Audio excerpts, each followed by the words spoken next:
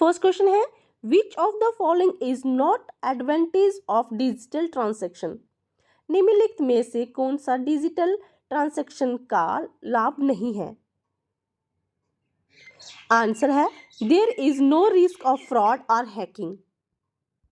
Digital payments are fast, secure and help you track spending, but they can have risk like frauds or hacking if you don't use secure passwords or click on suspicious links। मतलब digital भुगतान तेज और सुरक्षित होते हैं और आपके खर्चे का ट्रैक करने में भी मदद करते हैं, लेकिन अगर आप सुरक्षित पासवर्ड का उपयोग नहीं करते हैं या कोई ऐसे लिंक पे, अनसेफ लिंक पे आप क्लिक करते हैं तो इनमें धोखाधड़ी और हैकिंग जैसे जोखिम हो सकते हैं। Second question, why are demand deposit considered money? मांग जमा को धन क्यों माना जाता है? आंसर है, they can be withdrawn any time. Demand deposits are like money because you can withdraw them at any time from your bank. For example, you swipe your debit card at store, money is instantly deducted from your bank account just like using cash। इसका मतलब है मांग जमा को धन के रूप में इसलिए माना जाता है क्योंकि आप उन्हें अपने बैंक से कभी भी निकाल सकते हैं। जैसे जब आप किसी दुकान पर अपना डेबिट कार्ड स्वाइप करते हैं तो आपके बैंक खाते से तुरंत पैसा कट जाता है, बिल्कुल नकद के उपयोग की तरह। Why does everyone prefer to receive payment in money?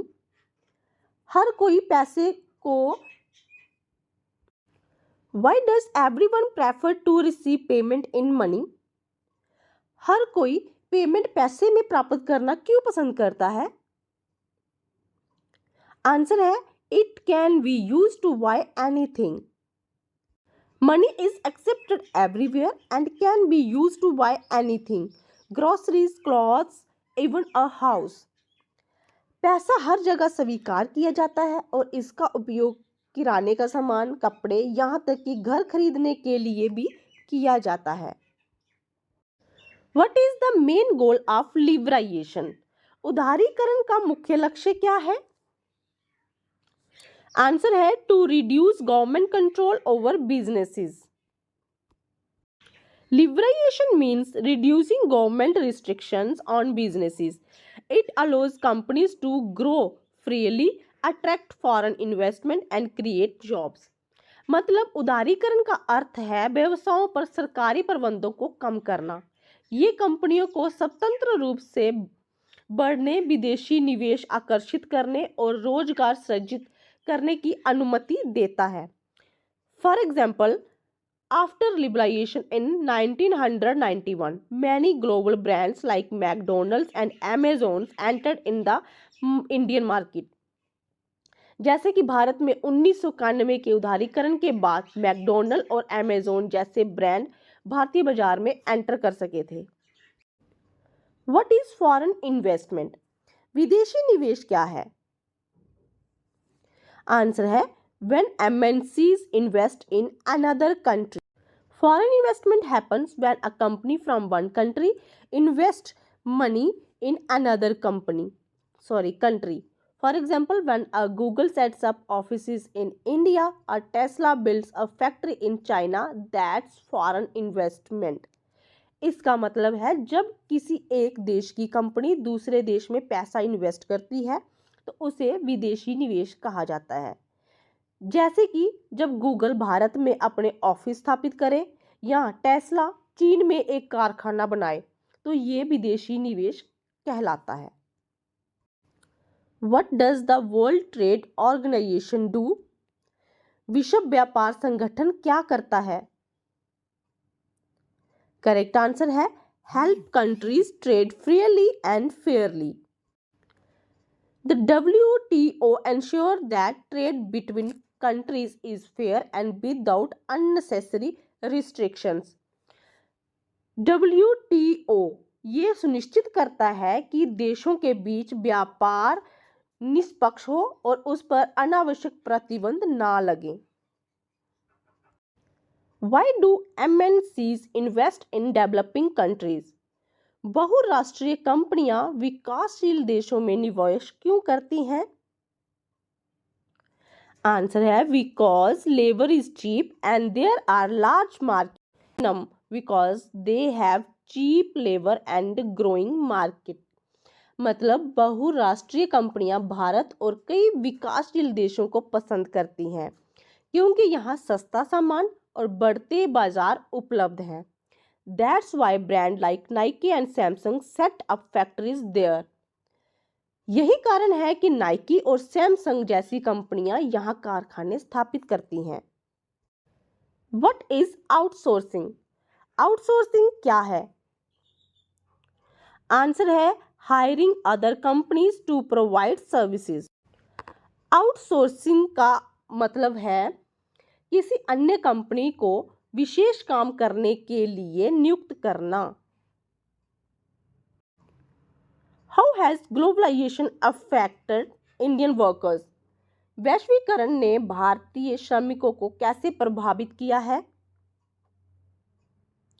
Answer है more demand for skilled workers in IT and services. What is the main advantage of interlinking production across countries? विभिन्न देशों में उत्पादन को आपस में जोड़ने का मुख्य लाभ क्या है? करेक्ट आंसर है more efficiency and profit. Companies produce different parts in different countries to save money. For example an iPhone's design is from US, screen from South Korea and assembly in China. This reduces cost and increases profits. इसका मतलब है कंपनियां पैसे बचाने के लिए विभिन्न देशों में अलग अलग भागों का उत्पादन करती हैं। जैसे आईफोन का डिज़ाइन अमेरिका में बनाया जाता है, स्क्रीन दक्षिण कोरिया से आती है और असेंबली चीन में होती है। इससे खर्चा कम होता है और फायदा ज़्यादा होता है। What is the primary objective of consumer rights? उपभोक्ता अधिकारों का प्राथमिक उद्देश्य क्या है?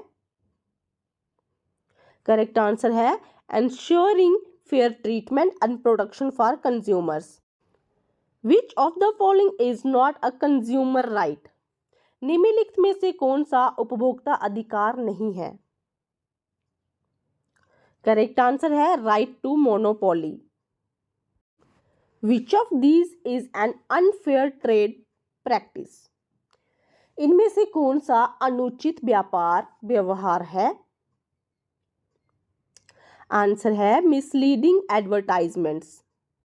Unfair trade practices deceive consumers. Such practices trick people into buying products based on false promises.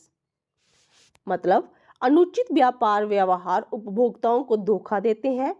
ऐसे व्यवहार लोगों को झूठे वादे के आधार पर उत्पाद खरीदने के लिए गुमराह करते हैं। Which of these is a consumer grievance? इनमें से कौन सी उपभोक्ता शिकायत है? आंसर है receiving a damaged product. What is the main purpose of Consumer Protection Act? उपभोक्ता संरक्षण अधिनियम का मुख्य उद्देश्य क्या है? आंसर है to provide relief and protection to consumers from exploitations. Consumer protection act यानी कि CPA helps consumer file complaints against fraud, defective products and unfair pricing. मतलब उपभोक्ता संरक्षण अधिनियम उपभोक्ताओं को धोखाधड़ी और अनुचित मूल्य निर्धारण के खिलाफ शिकायत दर्ज करने में हेल्प करता है। What is the role of Consumer Dispute Redressal Commission? उपभोक्ता विवाद निवारण आयोग की भूमिका क्या है? आंसर है to settle disputes between consumers and sellers. If you buy an expensive fridge that stops working in a week, but the company refuses to repair it, you can approach the Consumer Dispute Redressal Commission to resolve the issue. यदि आप एक महंगा fridge खरीदते हैं जो एक सप्ताह में खराब हो जाता है और कंपनी इसे ठीक करने के लिए इनकार कर देती है, तो आप उपभोक्ता विवाद निवारण आयोग के पास समाधान के लिए जा सकते हैं। What is a consumer's primary responsibility before purchasing a product? किसी उत्पाद को खरीदने से पहले उपभोक्ता की प्राथमिक जिम्मेदारी क्या है? आंसर है डिमांड अ बिल और receipt. Always ask for a bill or receipt when making a purchase. This acts as proof of purchase in case of defects.